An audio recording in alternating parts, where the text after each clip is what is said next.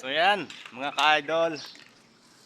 At tapos na tayong magpintura. So ngayon ay magkakalasa tayo ng ating scaffolding. So natapos na natin mga project natin ito.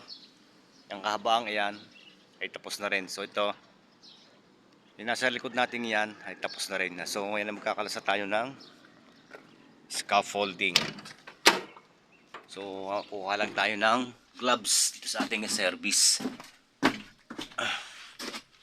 Tutulong tayo sa ating mga bata para matapos agad yung ating ginagawa. So walang gloves. Ayan. Luma na. Pagtyagaan na natin kaysa wala.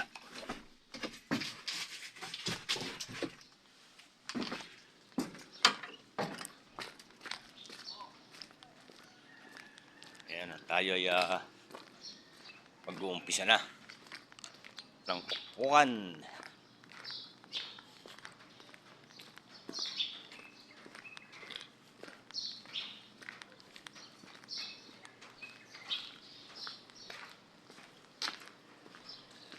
So ito yung nga pala yung ating punch list na yung kaunahan natin ginawa na inabot ng bagyo.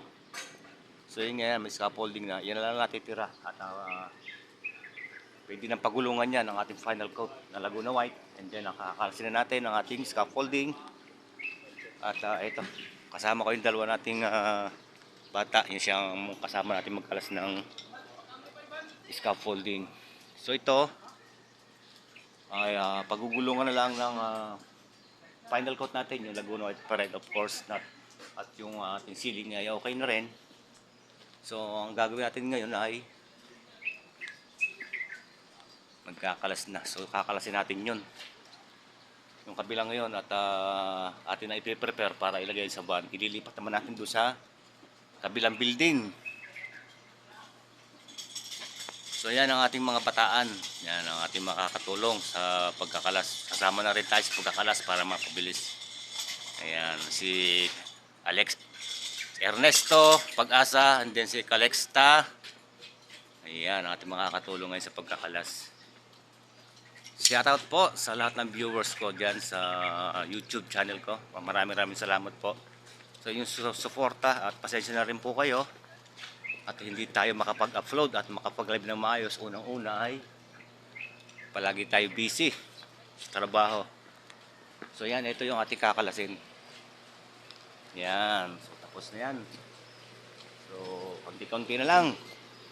Mamaya tanghali, pakikita ko sa inyo lahat ang kabuuan ng ating trabaho.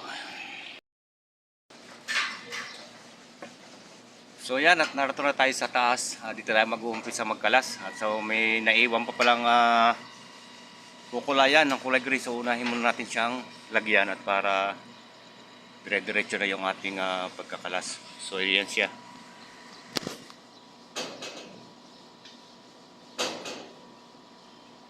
Ano, malambot pa? Malambot naman. Tirahin mo na yan.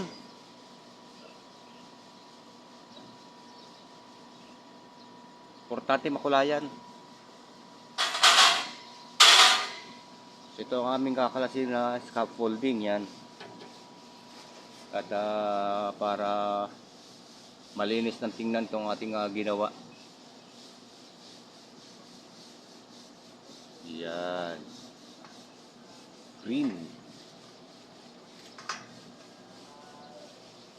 Si Sir yung pinaka presidente dito sa sa electric power. So yun, nagja-jogging siya.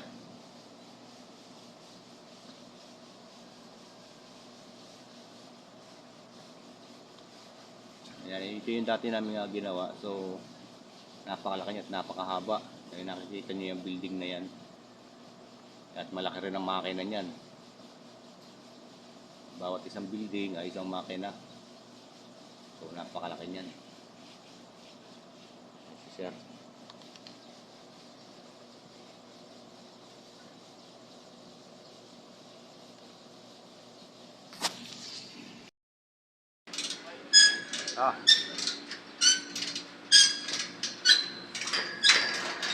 Yeah. So ayan. Nakapagkalas tayo, kakaunti na lang at matatapos dito ang ating kinakalas na scaffolding. Yan, sa tulong ng aking kasamang mga bataan na sina Ernesto Pag-asa. Ernesto Pag-asa. Yung ating kasama sa pagkakalas ng ating scaffolding.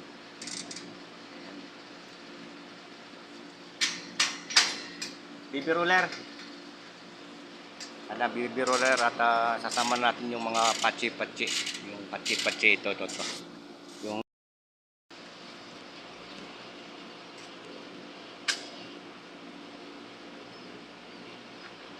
yan, malapit na. Kaunti na lang, kaunting kembot na lang, tapos na yung ating pangalawang building na yung ating ginagawa. At meron pa tayong tatlo na medyo maliit naman siya. Ay, baka hindi naabuti ng isang buwan ay matapos din kaagad.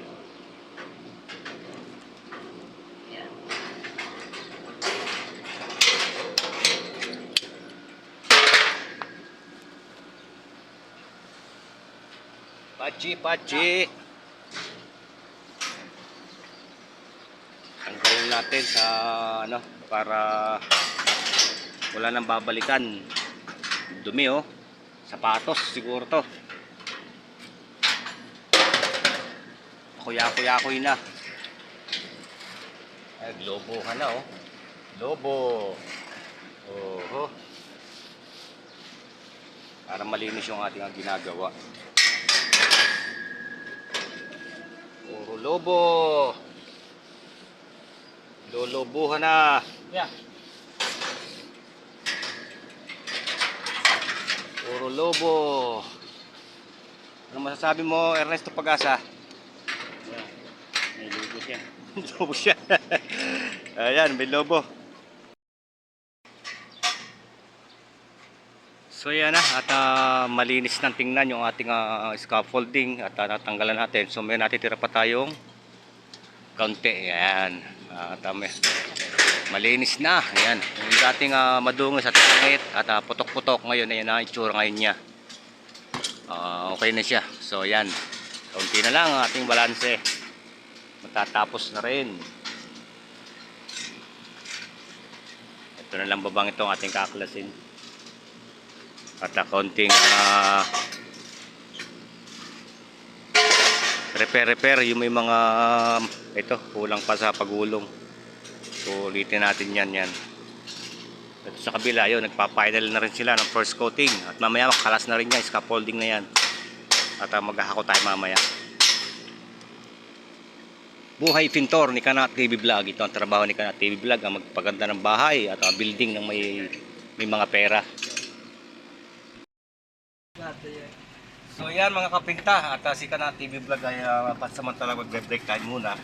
Dahil ang oras po natin ay alas 8 na ang ating pong break time ay alas 8. So yan, hinihintay po namin yung sa aming isang kasama dahil sobrang sipag. Ay nag-overtime pa yata. Ito yung ating mga kasama. Yan. Oop! Dadaan daw kami ng Bukawi. At bibili muna ng si Charon. Ito. Yung napakasipag naming Sealander. Sealander. Walang wala sa kanyang boss. Napakasipag. Ayan. Go na tayo. Punta tayo ng tindahan.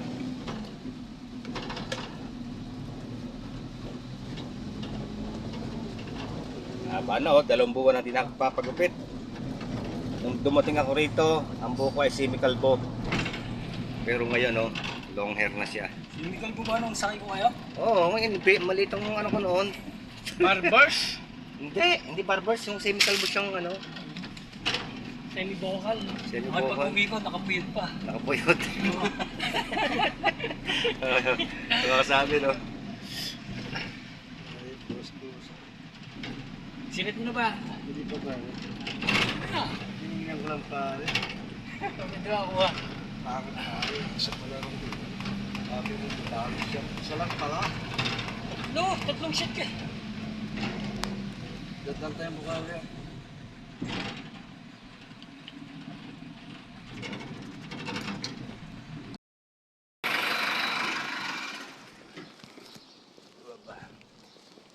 Sige.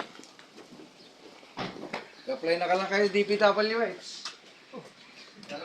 Madaling yung mama. Ayaw nga na. Ayaw nga. DPWX kayo.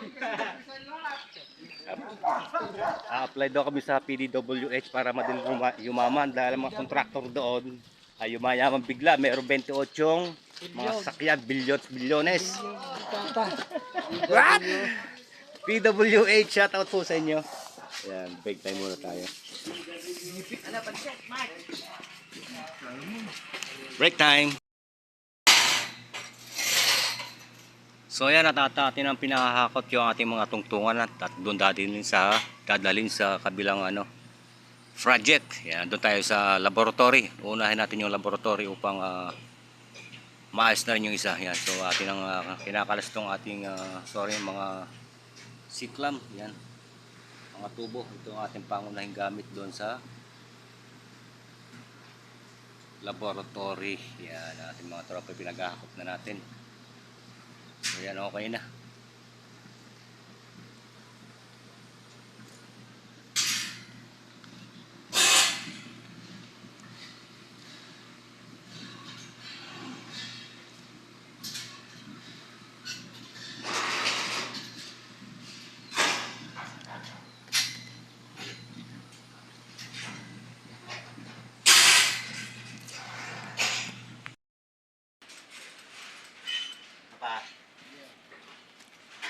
So ito na mga kapinta, si Kana TV Vlog ay nakatapos din ng kanilang ginagawa. Ito na, okay na siya. So wala na tayong babalikan dito at so lilipat naman tayo ng ibang building upang umpisahan. So nagpapahakot na tayo ng ating mga gamit. Yan. At dadalhin doon sa kabilang building. Meron pa tayong ilang building pa yun nandun? Dalawa pa. So, yan. Tapos na tayo. Mission accomplished na po tayo. Tsaka yung kabilang yan. Tapos na rin. Yan. Mapapansin nyo na pagkakalaki niya, no? Yan.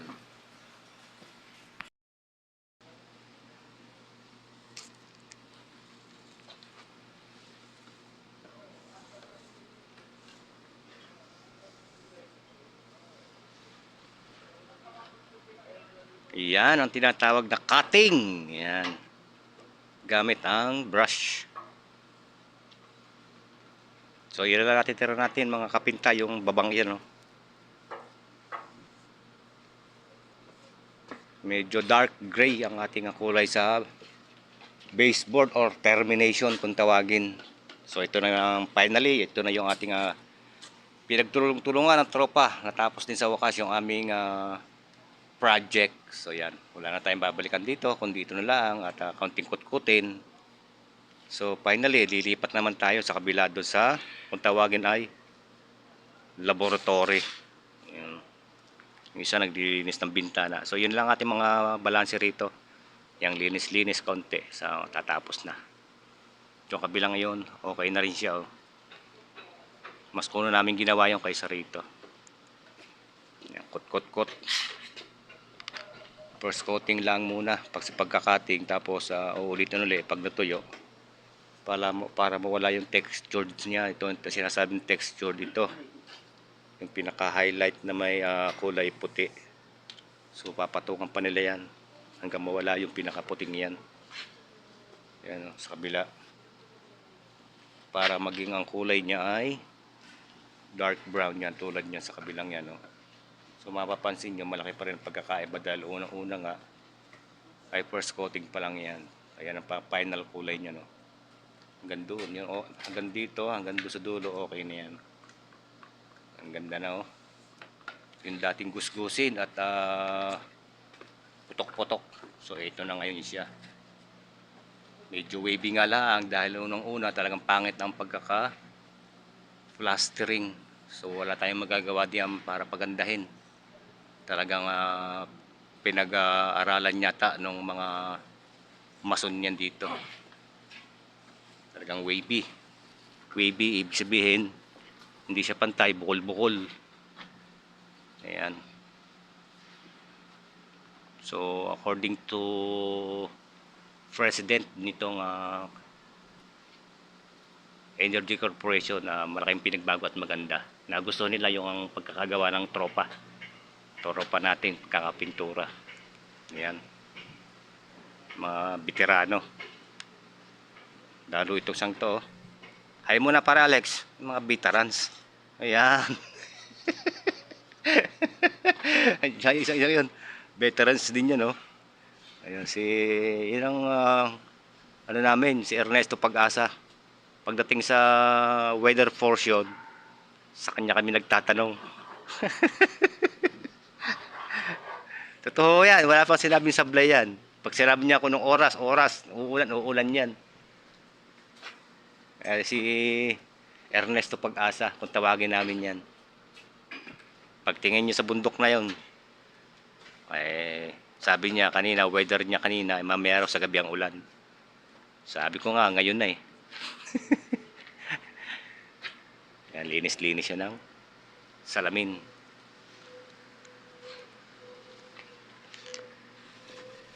Tapos na. So, dito sa kabila, yung ating back job lang. Pinababalkan. Yan. Yung mga pumutok. Dahil unang-una, ito yung unang inabot ng bagyo. So, yun na lang. Tapos na to. Okay na rin to na balikan na. So, yun na lang kabilang yan. Yan. Tsaka ito. Ilalim na lang. Mga ilalim na lang. Tsaka konting punch list. Inaayos natin. Si President Marcos ang in charge dyan. Tsaka si Ryan. Nandun sa taas. Siya ang nagpa-punch list. Siya nagtatapal ng mga pumutok. So siguro mamaya-maya pwede na rin natin yung applyan ulit. At konti lang naman yan. Patchy lang. Oh. So ayan. Dalawa sila na nagsasalamin. Yung puti, yung napapansin yung puti, yun yung sealant. So nagpalit ng salamin, nilinis, at ayan, sealant lang dinikit. Si Jason naman ang in charge dyan. Dalawa sila, saka si Marcos. Ayun. So ito na yung kabuuan, okay na, wala nang problema. At dito sa kabila, ganun din, okay na rin siya yun. Ayan. Lahat na yan, paikot na. Cyclone Wari Silver Gray ang ating kinulay pa rin. Usually yung pa rin, oh. Silver Gray.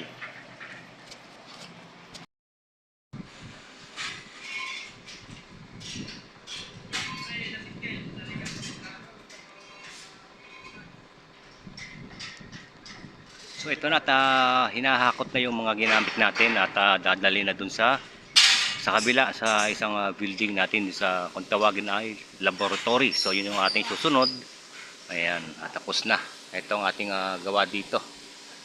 Ayan, okay na siya at wala na tayong babalikan dito. So laboratory, ang dala nitong ating mga tubo na dibente and then scaffolding. Yan.